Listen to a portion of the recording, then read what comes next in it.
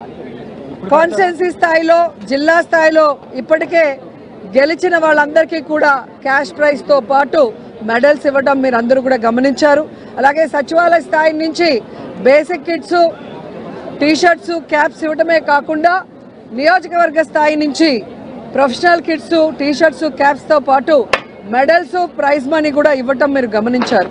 So దాదాపుగా 12.5 కోట్ల రూపాయలని క్యాష్ ప్రైజ్గా ఈరోజు క్రీడాకారులకు అందించి క్రీడల పట్ల వాళ్ళకి మరింత ఆసక్తి పెంచే విధంగా ఒక మంచి ప్లాట్ఫామ్ని ఇవ్వటమే కాకుండా ఫ్రాంచైజీతో ఈరోజు ఎవరైతే ఈ 5 గేమ్స్లో ప్రతిభ చూపించారో వారిని నేషనల్, ఇంటర్నేషనల్ లెవెల్ క్రీడాకారులుగా రూపుదిద్దడానికి ఈ ఫ్రాంచైజీతో టైఅప్ చేసుకున్న విషయాన్ని కూడా మీ అందరికీ కూడా ఇప్పుడే తెలియజేయడం జరిగింది. సో ఆడుదాం ఆంధ్రాతో గేమ్స్ని కూడా యువతకు అందించారు. ఇంతవరకు యువతకి క్వాలిటీ ఎడ్యుకేషన్ ఇచ్చారు, అలాగే క్వాలిటీ మెడికల్ సపోర్ట్ ఇవ్వడం జరిగింది. అలాగే మీరు చూస్తే ఆ కుటుంబాలకి సంక్షేమ పథకాలతో వారున్న ప్రాంతాలకి అభివృద్ధిని కూడా ఇచ్చి జగనన్న ఏ విధంగా ఆశీర్వదించారో అవన్నీ ఒక ఎత్తైతే, ముఖ్యంగా క్రీడాకారులు రాష్ట్రం విడిపోయిన తర్వాత చాలా ఇబ్బందులు పడుతుంటే ఈరోజు వారికి కావాల్సిన మౌలిక వసతుల్ని కానీ, ఇండోర్ స్టేడియంస్ని కానీ అందించడమే కాకుండా వాళ్ళు వెళ్తున్న టోర్నమెంట్కి వాళ్ళకి క్యాంపులు కండక్ట్ చేసి వాళ్ళకి ట్రైనింగ్ కూడా ఫ్రీగా ఇవ్వడం జరుగుతుంది. అలాగే మీరు చూస్తే సమ్మర్ క్యాంప్స్ ద్వారా చిన్నపిల్లల నుంచి పెద్దవాళ్ళ వరకు అందరికీ కూడా వారికి ఇష్టమైన గేమ్లో రాణించే అవకాశాన్ని కల్పించాం. అంతేకాకుండా సీఎం కప్ని నిర్వహించాం నేను మంత్రి అయిన తర్వాత. అలాగే జగనన్న క్రీడా సంబరాలు లాస్ట్ ఇయర్ చాలా ఘనంగా 1 నెల పాటు చేశాం. అలాగే ఈ సంవత్సరం ఆడుదాం ఆంధ్రాతో మొత్తం రాష్ట్రంలో ఉన్న క్రీడాకారులు, క్రీడల పట్ల ఆసక్తి ఉన్న అందరూ కూడా గ్రౌండ్లో అడుగుపెట్టి ఈరోజు హ్యాపీగా ఆడుకునే అవకాశాన్ని కూడా కల్పించినందుకు క్రీడా శాఖ ద్వారా అలాగే క్రీడాకారుల ద్వారా జగనన్నకి వీరందరి తరఫున కృతజ్ఞతలు తెలియజేసుకుంటున్నాను. సో ఇది చూసి కడుపు మంటతో ఏడ్చే పచ్చ ఛానళ్ళు ఈ మధ్య చూశాను. జగన్మోహన్ రెడ్డి గారి ఫోటో ఎందుకు బ్యాట్స్ మీద అని అడిగారు. ఒక ప్రభుత్వం చేసే కార్యక్రమం మీద ముఖ్యమంత్రి జగన్మోహన్ రెడ్డి గారి ఫోటో కాకుండా దిష్టి బొమ్మ అయిన చంద్రబాబు నాయుడు ఫోటో పెడతారా అని నేను అడుగుతున్నా. గతంలో చంద్రబాబు నాయుడు ముఖ్యమంత్రిగా ఉన్నప్పుడు ఆయన చేసిన వెల్ఫేర్ స్కీమ్స్ కానీ ఏవైనా ఉంటే అంటే వాళ్ళు ప్రచారం ఎక్కువ చేసుకున్నారు, వెల్ఫేర్ అందించింది తక్కువ. ఆ ప్రచారం మెటీరియల్ మీద చంద్రబాబు నాయుడు ఫోటో కాకుండా చిరంజీవి, పవన్ కళ్యాణ్ ఫోటోలు వేశారని నేను అడుగుతున్నా. ఈరోజు తెలుగుదేశం పార్టీ వాళ్ళ కడుపు మంట తారాస్థాయికి చేరింది. అటు సంక్షేమం, ఇటు వెల్ఫేర్, అలాగే మీరు చూస్తే ఇండస్ట్రీసు, అలాగే హౌసింగు, ఈ విధంగా శరవేగంగా అన్నీ చేసుకుంటూ పోవటమే కాకుండా ఈరోజు యువతని కూడా ఆయన దృష్టిలో పెట్టుకొని వారికి విద్యను అందించడమే కాకుండా క్రీడల్లో కూడా వాళ్ళకి సముచిత స్థానాన్ని కల్పించే విధంగా ఈ ఆడుదాం ఆంధ్రాని తీసుకురావడంతో ఈరోజు వాళ్ళు మాట్లాడుతున్న మాటలు మీరు అందరూ కూడా గమనిస్తున్నారు. సో వాళ్ళు తెలుసుకోవాలి, రాబోయే ఎన్నికల్లో ఈ ఆంధ్రప్రదేశ్ ప్రజలు చంద్రబాబు నాయుడు అండ్కోతో ఆడుకోబోతున్నారు. వీళ్ళందరినీ కూడా హైదరాబాద్ వరకు పారిపోయేలాగా తరిమి కొడతారని కూడా ఈ సందర్భంగా తెలియజేసుకుంటున్నాం. ప్రత్యేక హోదా, రైల్వే జోన్ తర్వాత విభజన హామీల కోసం జగన్మోహన్ రెడ్డి ప్రతిపక్షంలో ఉన్నప్పుడు చేసిన పోరాటం అధికారంలో వచ్చినప్పుడు చేయలేదని స్వయంగా షర్మిల గారు అంటారు. ఈరోజు షర్మిల గారు మాట్లాడేటప్పుడు ఒకసారి ఆవిడ ఇప్పుడు ఏ పార్టీలో ఉందో ఒకసారి గమనించాలి. ఈ రాష్ట్రాన్ని విడగొట్టింది కాంగ్రెస్, ఈ రాష్ట్రానికి ప్రత్యేక హోదా లేకుండా చేసింది కాంగ్రెస్, ఈ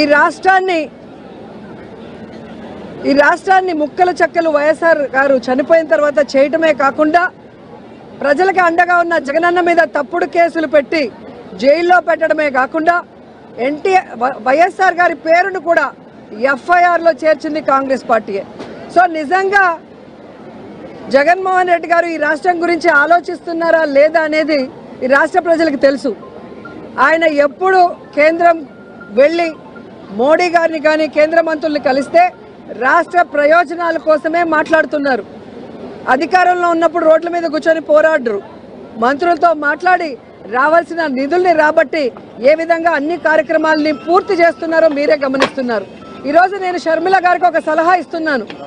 అమ్మ షర్మిల గారు, రేవంత్ గారు కాంగ్రెస్లోనే ఉన్నారు కదా, మనకి రావాల్సిన 6,000 కోట్ల రూపాయలని 6,000 కోట్ల రావాల్సిన వాటిని తీసుకురండి రేవంత్తో మాట్లాడి. అలాగే 1,80,000 కోట్ల ఉమ్మడి ఆస్తులు ఏవైతే ఉన్నాయో వాటన్నిటిని కూడా సోనియా గాంధీతో రేవంత్తో మాట్లాడి తీసుకురావాలి. ఊరికే ఆంధ్రప్రదేశ్లో వచ్చి విషం చెందితే ప్రజలు ఎవరు కూడా నమ్మే పరిస్థితి లేదు అని కూడా ఈ సందర్భంగా తెలియజేసుకుంటున్నా. కేవలం జగన్మోహన్ రెడ్డి గారి మీద విషం చిమ్మటానికే చంద్రబాబు నాయుడు, సోనియా గాంధీ ఈరోజు షర్మిల గారిని ఆంధ్రప్రదేశ్లో కాంగ్రెస్ పార్టీలో పెట్టి ఈ విధంగా టూర్లు పెట్టిస్తున్నారు అనేది చిన్న పిల్లోడిని అడిగినా కూడా చెబుతారు. ఎందుకంటే నేను తెలంగాణలో పుట్టాను, తెలంగాణలోనే పెరిగాను, తెలంగాణలోనే పెళ్లి చేసుకున్నాను. తెలంగాణ ప్రజలు నా ప్రజలు, నా జీవితాంతం ప్రాణం ఉన్నంత వరకు తెలంగాణ ప్రజల కోసమే పోరాడతానని ఒక పార్టీ పెట్టి ఈరోజు ఏ లబ్ధి కోసం ఆ పార్టీని కాంగ్రెస్లో విలీనం చేసిందో తెలంగాణ ప్రజలకి చెప్పాలి. ఏ లబ్ధి కోసం తెలంగాణ ప్రజల్ని గాలి కొదిలేసి ఇక్కడ జగనన్న మీద విషం చిమ్ముతుందో కూడా చెప్పాల్సిన అవసరం ఉంది. ఈరోజు కాంగ్రెస్ పార్టీ తరఫున షర్మిల గారు కానివ్వండి, ఎవరు వచ్చినా కూడా వాళ్ళకి జీరో వాల్యూ.